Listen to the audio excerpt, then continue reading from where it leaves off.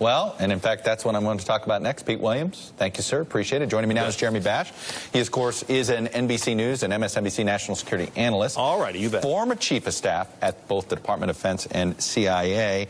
And Jeremy, full disclosure, the initial topic you and I were going to talk about today is this concern, particularly at the Pentagon, sort of how things happened this week in the world of national security, from the transgender decision by the president, how that was communicated or frankly not communicated, how the dysfunction had some folks at the Pentagon nervous, and voila, a former general gets named. And I'm thinking, boy, all these people you were talking to, Jeremy, must be breathing a sigh of relief right now.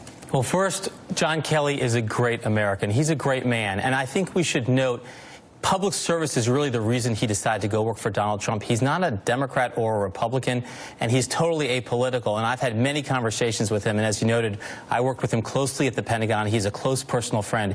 He and Karen have given every measure for our country. Their son, Robert, was, of course, killed in action in Afghanistan. And he has another son. His other son, John Jr., is getting ready to deploy overseas. So this is a man in whom every fiber of his being is about public service.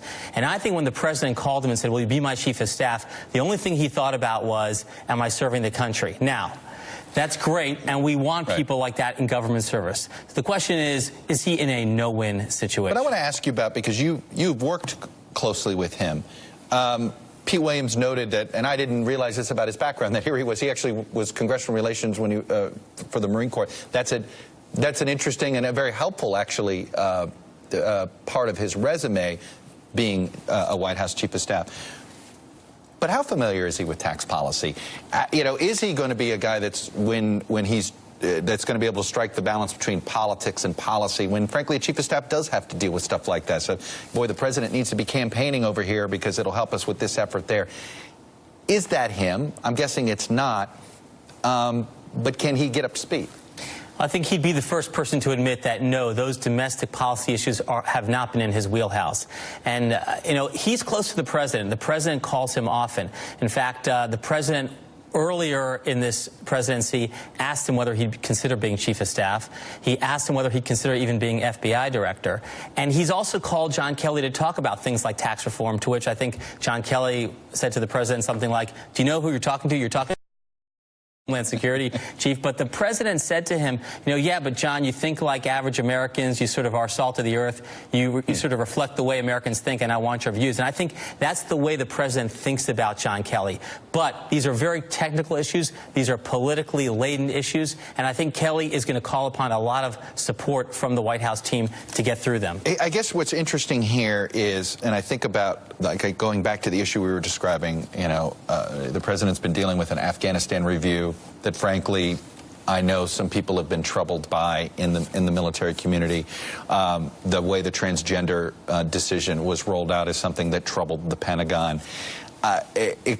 How much will just Kelly's presence there ease a General McMaster at National Security, at the NSC, and ease the mind of General Mattis over at the Department of Defense? I think there will be some comfort taken from our national security apparatus that they have someone who understands the issues and, more importantly, the process in the West Wing with the president. This week, there were a lot of concerns, Chuck, as you noted. I talked to folks in the Pentagon, in the intelligence community, not simply about the content of the transgender decision. That's a whole other issue. That's right. But really about the process, the way it was announced. And what they're concerned about is that in a true crisis, the chain of command is the thing that ensures American security is protected. And when the chain of command is confused, or whether the communications go here and the chairman of the Joint Chiefs says go there, people can get killed, Chuck. This isn't just a matter of discord and policy. This is life and death if the chain of command is not respected. I'm going to leave you with this last question. Some Americans are going to be troubled by so many generals making decisions in charge of so many key aspects of policy that there's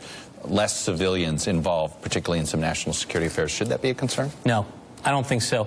But what I do think that people have to be concerned about is whether the president empowers his chief of staff to impose order and discipline on the White House, to get the chain of command back to regular order, to use a phrase we heard many times this week in another context. That discipline, that order is absolutely critical to protect our country. I have to say, General Kelly, Anthony Scaramucci, they're going to have to work side by side. I'd bet on John Kelly. It's an interesting odd couple there.